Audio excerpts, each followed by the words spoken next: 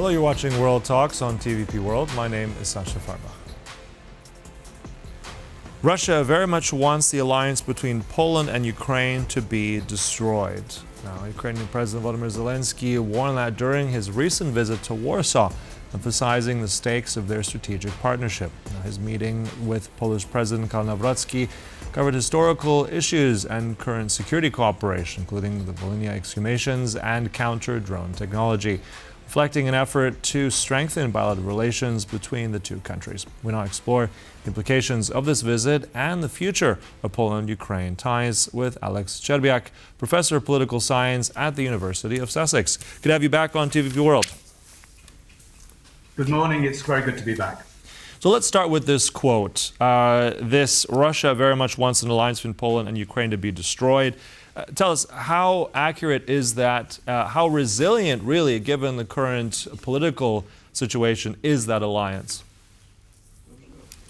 Yeah, so Poland is a key strategic ally of Ukraine. It's provided Ukraine with military, humanitarian, diplomatic support. It's a key hub for providing aid to Ukraine, and also has hosted millions of Ukrainian refugees fleeing the conflict. So the Polish-Ukrainian relationship is absolutely critical in terms of the Ukrainian war effort, and Russia would very much like it to be as weakened as much as possible.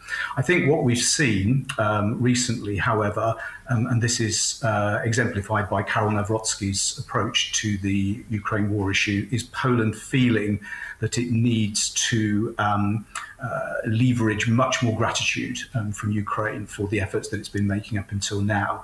It feels it's put a lot into it, but not really got a lot back from it.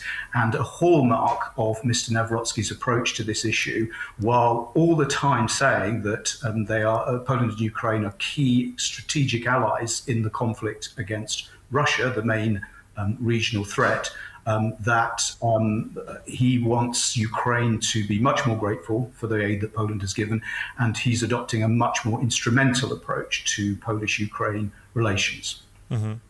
You're saying that the support of Poland is critical, but it's also something that seems to have two different sides to it as well. I mean, the meeting with President Nawrocki is a different one than the one he would have with Donald Tusk, the Prime Minister. So looking at those perceptions and those two political forces in play, how, let's say, stable is that relationship, given that two quite different political allies and actors in all this as well?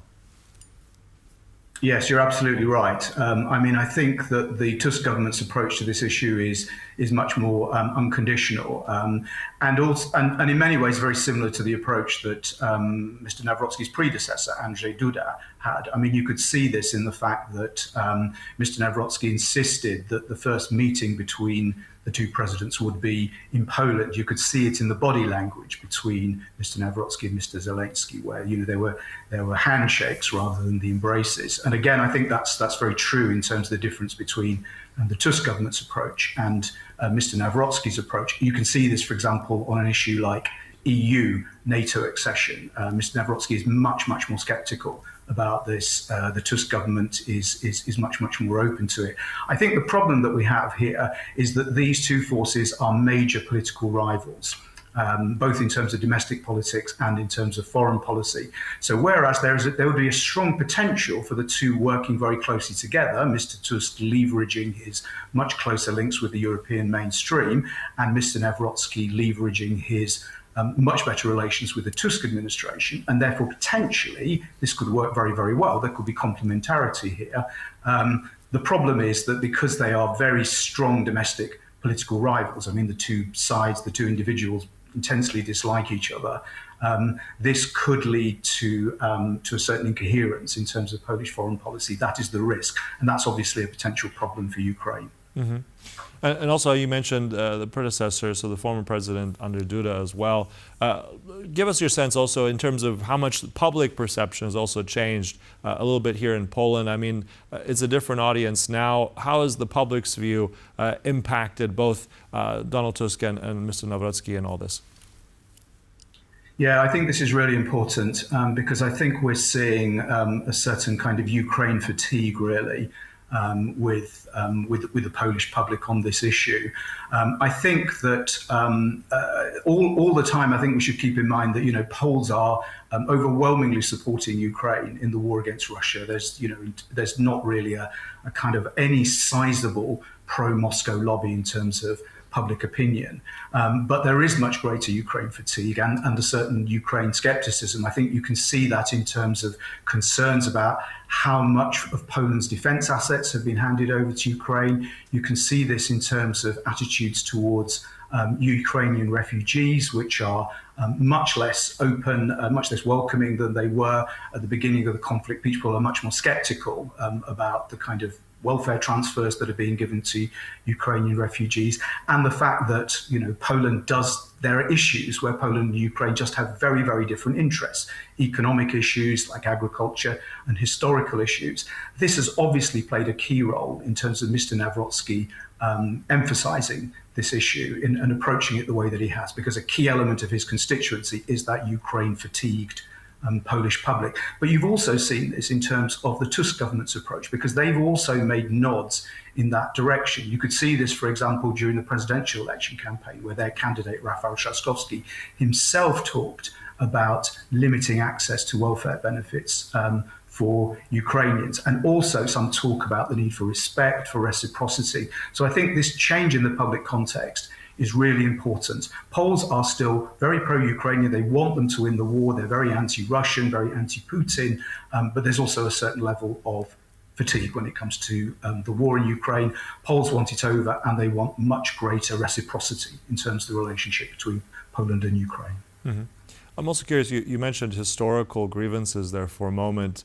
Obviously this is something important to President Nawrocki himself, a historian. He's played this card often, made this quite a public issue. I'm thinking about the Volhynia massacre exhumations. This is a delicate topic. How much does this play into that relationship? And is there any progress on that trust being rebuilt? Yeah, I think very much so. It's really important. I mean, as you say, Mr. Nawrocki is a historian. These are issues that he feels personally very strongly about. It's very sensitive to him. You'll see this not just in terms of the exhumations issue, but also the fact that, for example, he has tried to have Banderism, the ideology of Ukrainian nationalists during the Second World War, who were obviously involved in the Volhynia massacres, have this equated with Nazism and communism, both of which, propagation of which is illegal in Poland. So he feels very, very strongly about this. And in particular, I think you can see that when he talks about Ukrainian membership of NATO and the EU, I mean, partly he talks about this in terms of, it would be a huge mistake having NATO in Ukraine because we simply can't extend the security guarantees. But he also talks about certain issues having to be resolved, and historical issues are really important here. But also, interestingly, the Tusk government has at various points said that, Ukraine can't be expected to join the family of European nations until these issues are resolved. And I think there's a growing realization of this on the Ukrainian side as well, who've really been quite keen to kind of avoid this or put this on the back burner or say this is not the time to be raising this while there's a war going on. I think you could see a shift in the rhetoric that was being used by Zelenskyy on the Ukrainian side on this issue during his visit. It's quite subtle, but I think quite noticeable. And I think that's a recognition of the fact that these issues have got to be resolved. They are a running sore and are going to be even more problematic with a president like Karol Nawrocki. Mm-hmm. But at the same time, I think President Nawrocki and Prime Minister Tusk do realize that on defense and security, that's going to be key. That's where some of that political, let's say, fighting can pause for a moment. Let's talk about that for a minute, because I think there is something quite significant, this idea that was proposed of the swap, this MiG swap of MiG-29 jets for Ukrainian anti-drone technology. Tell us how significant that's going to be for these two countries and also for protecting the eastern flank, really. Yeah, absolutely. First of all, this is a really good example of how that new kind of instrumental relationship, that new reciprocity can be seen in practice. So rather than simply Poland, offering unconditionally military support, handing over, large sections of Polish military assets to the Ukraine.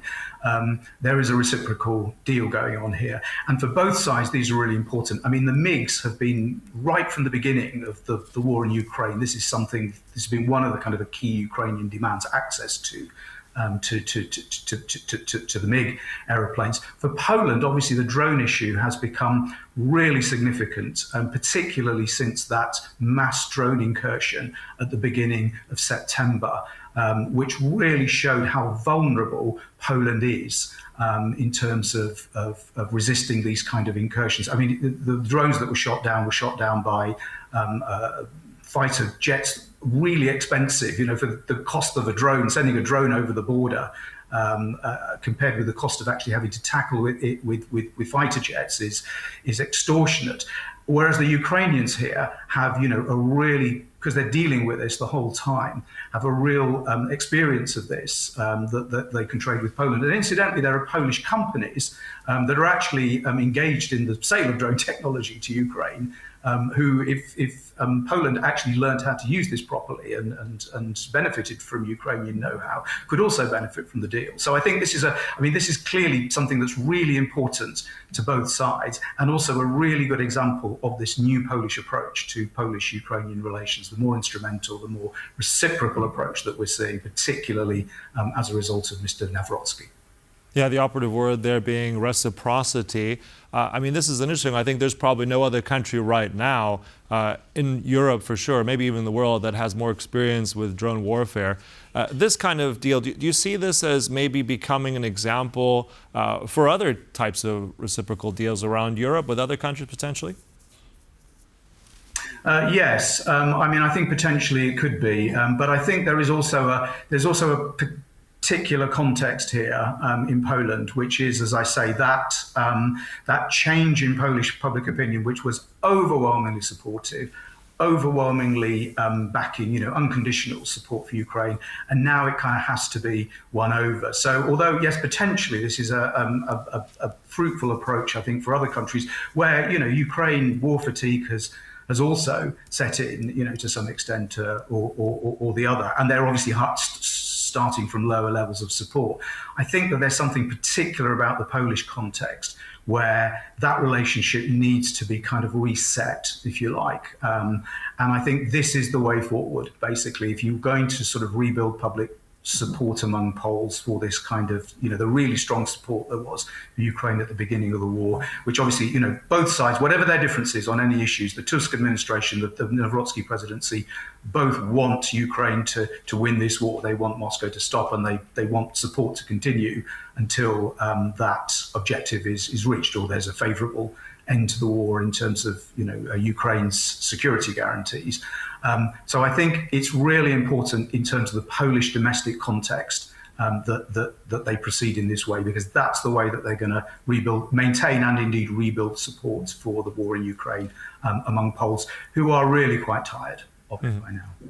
All right. So at the same time, although there may be challenges, it does seem that on security and defense, there is potential for that relationship, not just between Ukraine and Poland, but also it matters for Europe. Look, we'll close it there. Always a pleasure speaking to you. As our guest, Professor Aleks Szczerbiak, really appreciate your time. Thanks so much. Thank you very much. Always my pleasure. And thank you for watching. That concludes World Talks, but stay right here on TVP World for more news and commentary. Goodbye.